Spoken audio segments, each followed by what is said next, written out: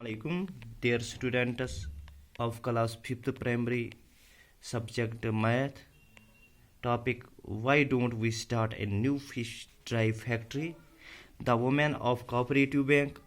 also want to start factory to dry fish.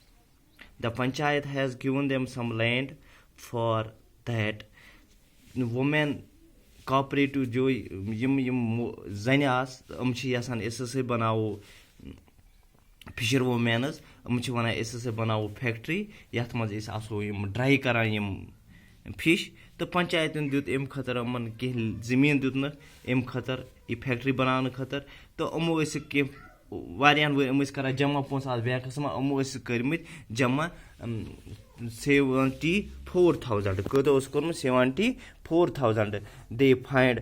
How much they will need for the factory तो वुचान कोता factory कोता लगे कोता रुपये लगे फाजिला right the things they need to buy begin see the table for the cost of each item they want to buy तो इमो बनो लिस्ट इम बनो इन चीज़न हूँ चीज़ अत लगान शुरू बनावनस मज यह फैक्ट्री बनावनस मज फैक्ट्री शुरू करनस मज तो इमो बनो अम लिस्ट वो यह लिस्ट क्या तो एक लिखित तुम वो लिस्ट इत कन तो मे लिखमुत तो इत लिखित item price of each number of item cost तो गोच लिखित बोरवेल फॉर फिश वाटर ₹30,000 पे लिखित यह नंबर 1 नंबर तो इथे कन लिखित bamboo rack for fish drying ₹20,000 यम 2 नंबर्स जरूरत इन इथे कन लिखित सीमेंट टैंक यह प्राइस 4,000 यम 4 नंबर मन जरूरत तो इथे कन ट्राई एंड नाइफ तो अत प्राइस 3,000 यम 20 जरूरत तो इथे कन लिखित बकेट्स यम 175 तो यम 175 यम जरूरत 20 नंबर्स तो इथे कन वो ये करो अगर अख नंबर जरूरत वो कॉस्ट कोता अख नंबर गोस इंटू 200 इंटू 1 गोस 30,000 इथे कन 20,000 यह बेम्बू यह 20,000 तो यम 2 जरूरत 20 तो वो गई 40,000 या 20 ज़रब 2 एक लिखो 0 3 गई 40,000 इथे कन सीमेंट टैंक यह 4,000 रपये 4 गई 17,000 रपये तो इथे कन ट्राई एंड नाइफ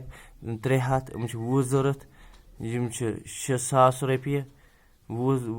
गो 3 हाथन वो गई 6,000 तो इथे कन 175 यह गई 3500 रपये तो इथे कन करो यह जमा शाबाश यह वो ऐड कर वो टोटल कास्ट कोता लगे इन गोस इथे करो यह गो 0 ब्या गो 0 ये करो 0 0 5 गो 5 तो इथे कन 3 6 3 9 9 6 कस गई 9 6 15 ये लिखो 5 अख खुद हासिल तो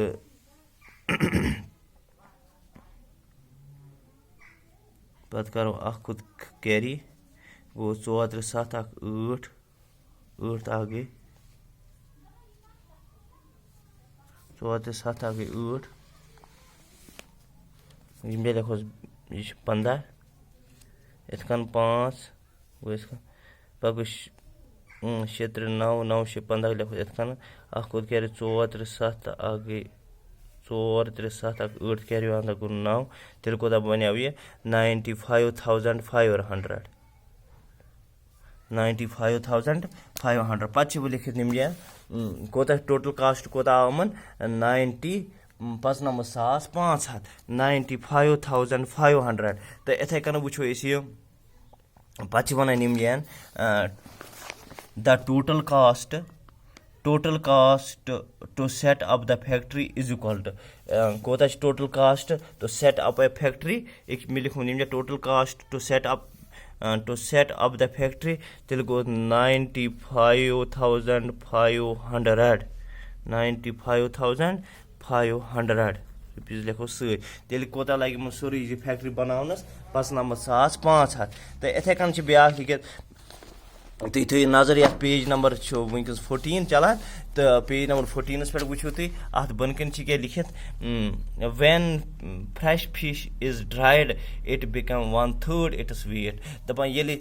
fresh fish ये fresh fish ड्राई करान ये ड्राई करान fresh fish अमुक weight गसान कम यह 1/3 गसान अमुक weight in 1 month they plan to dry 6,000 kg of fresh fish. How much dried fish will they get in a month? Yelim fresh fish जो बनावा dry fish या हखरावा चम तो पद क्या करान हम तो अमन च बनान 1/3 अगर मन बनान पत ये फ्रेश गसा ड्राई तो मन वजन गसा कम तो मन बनान 1/3 तो दपा अमो हसे कोर एकस मंथस मज हसे कोर अमो कोदा अमो कोर प्लान इस 6,000 किलोग्राम केजी फ्रेश फिश हसे करे हमो तो ड्राई तो तुम वनो से अमन कोदा बनिया अत एकस फ्रेश फिश गसा 6,000 किलो अत बन 1/3 ते लेखो इस कन केजी कोता 6,000 kg एक मे लिखुम दिम ये सवाल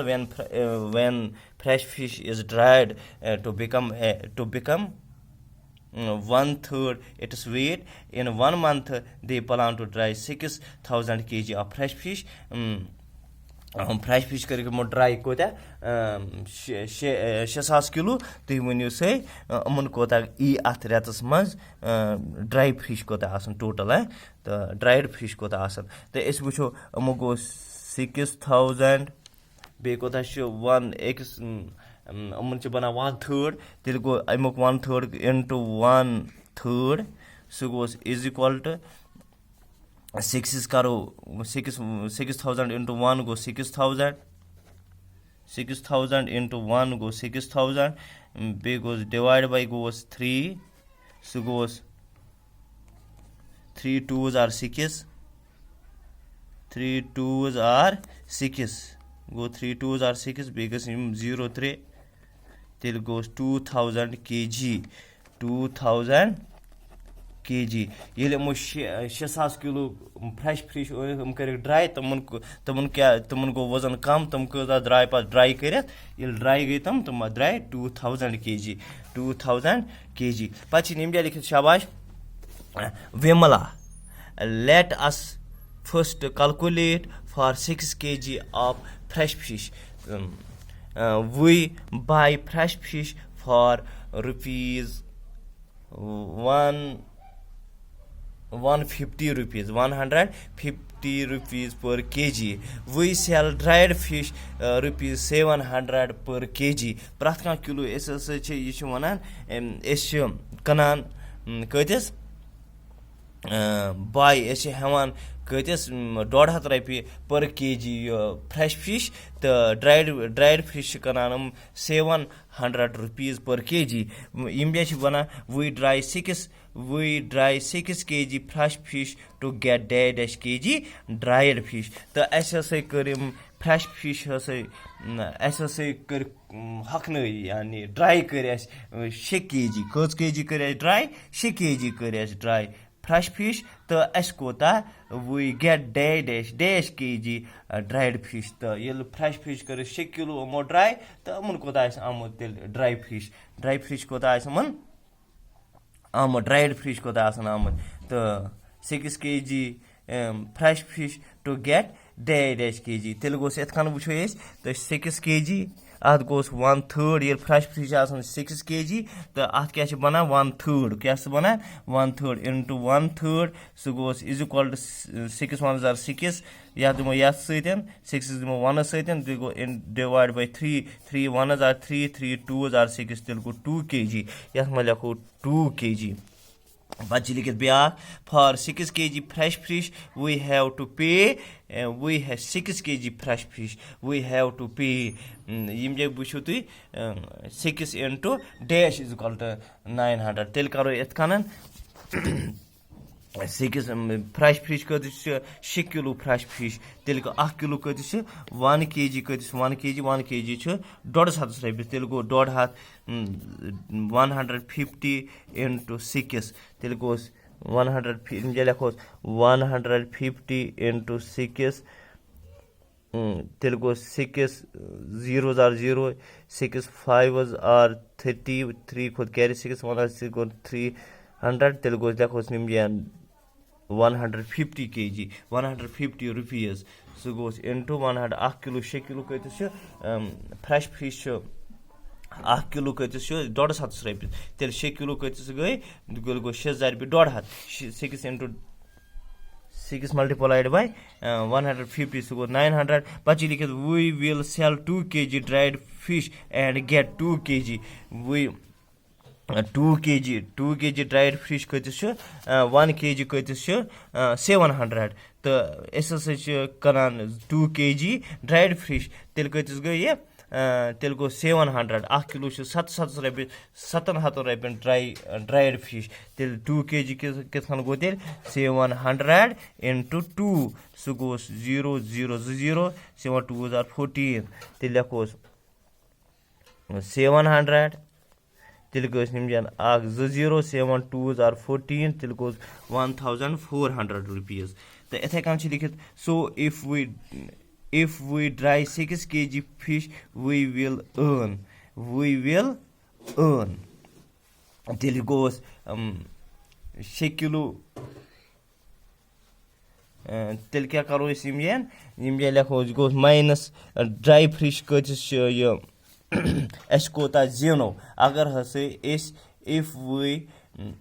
we dry 6 kg fish we will earn तो अगर हसे इस 6 किलो फिश करो ड्राई तो इस कोता जीनो तेल कोता गो 6 किलो गो 900 रॉपिए 6 किलो गई 900 रॉपिए फ्रेश फिश गई फ्रेश फिश कतिस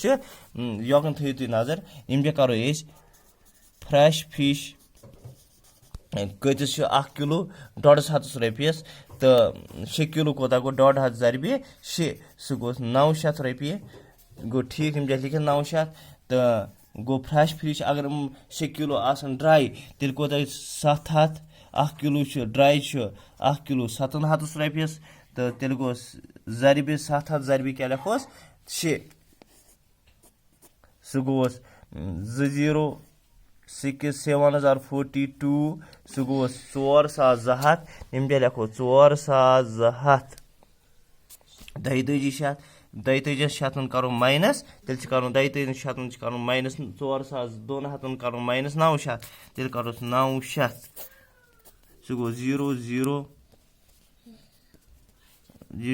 ये तर योर ये बना 12 ये बना 12 बहन 9 तो 3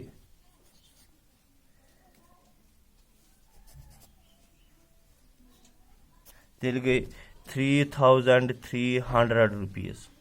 गसन अर्न जेनन